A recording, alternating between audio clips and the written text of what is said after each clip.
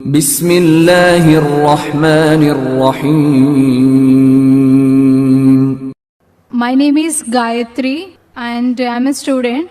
मेरा सवाल ये है कि मेरी सहेली ने कहा था मुझे जो कुरान में दिया है वो सब सही है और मैं ये मानती हूँ और सारे मज़हब को मानती हूँ मैं। लेकिन मेरा सवाल ये है, मेरी सहेली ने कहा था जो हम लोग हिंदू में भगवान को पूजा करते हैं, जो हम लोग मूर्ति को पूजा करते हैं जो पत्थर का बना हुआ रहता है, लेकिन मेरी सहेली कहती है वो पत्थर है जो तुम्हें कुछ नहीं देगा, भले तुम कितना भी मांगो वो तुम्हें कुछ नहीं देगा।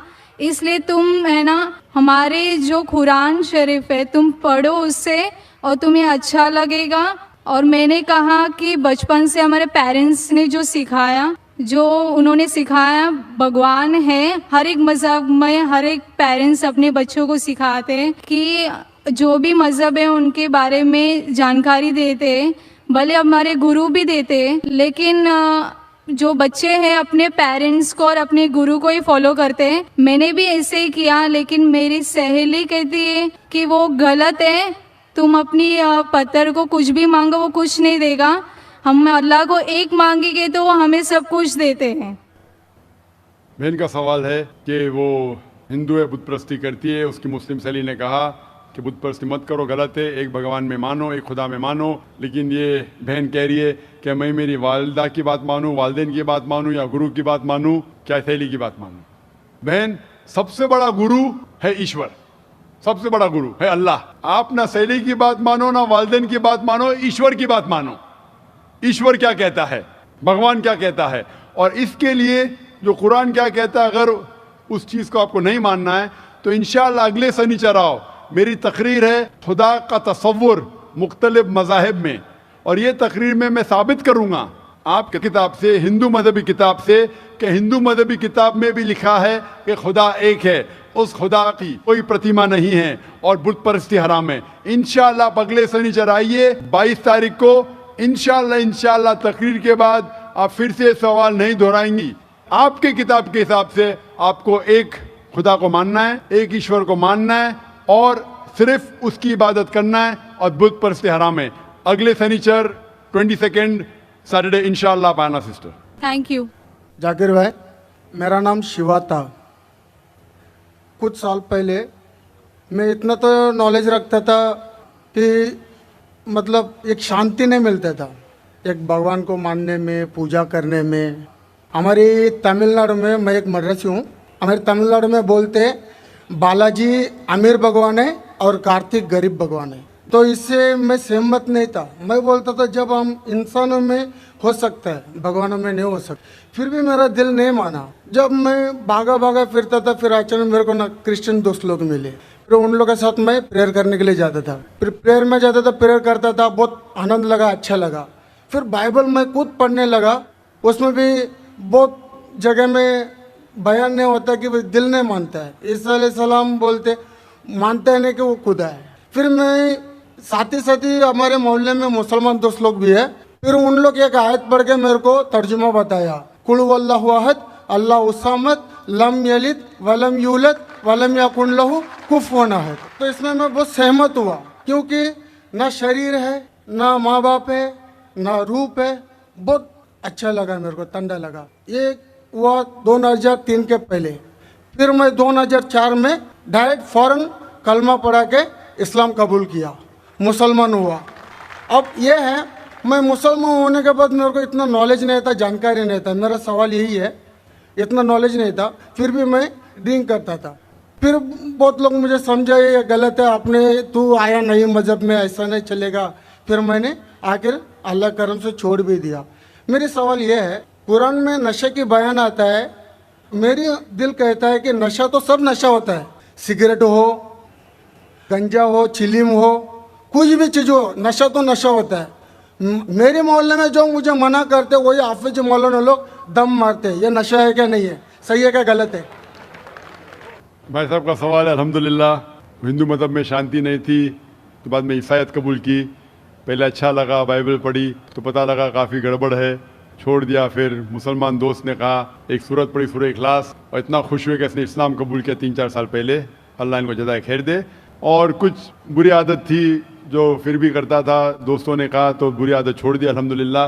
अभी वो पूछना चाहता है एक सवाल कि कुरान मजीद में लिखा है कि नशा हराम है, तो नशे के साथ साथ पीना, चरस, गांजा ये भी हराम है क्या? कुरान मजीद में लिखा है सूरह माइदा में सूरह नंबर 5 आयत नंबर 90 में, या लज़ीना आमनू इन्नमल खम्रु वल मैसरू वल अंज़ाबु वल अज़लामु रिज्सुम मिन शैतान फज्तनिबू लअल्लकुम तुफ्लिहून। कि कहो ईमान वालों से इन्नमल खम्रु वल मैसरू, कि मोस्ट सर्टनली कहो ईमान वाले से कि नशा, नशे वाली चीज़, खमर, आइडल वर्शिप, बुत परस्ती, फॉर्चून टेलिंग, ये सारी चीज़ें हराम हैं।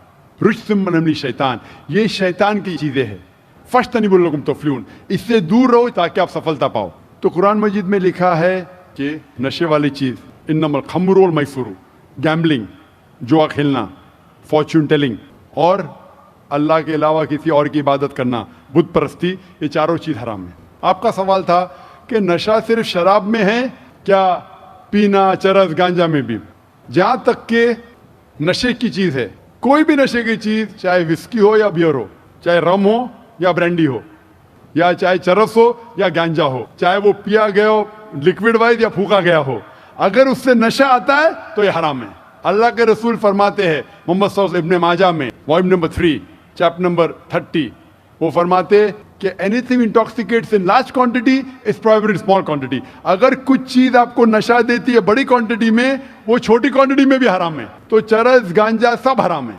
आपका सवाल था कि पीना, पीना के मुराद चरस पीना हराम, नशा है। सिगरेट पीने का जवाब जरा डिफरेंट रहेगा, सिगरेट पीने का जवाब अलग है। जहाँ तक कि चरस, गांजा फूकना या नशा, ब्रांडी, ये आता है खमर के अंदर, हराम में। जहाँ तक सिगरेट पीने का सवाल है, पहले उलमा ये कहते थे कि ये मकरूह है, क्योंकि हदीस है अल्लाह के रसूल की कि जब आप नमाज पढ़ने जाते हैं तो जब कांदा प्याज खाते हैं तो सांस में बदबू आती है, इसी तरीके से सिगरेट पीने से बदबू आती है तो मकरूह है।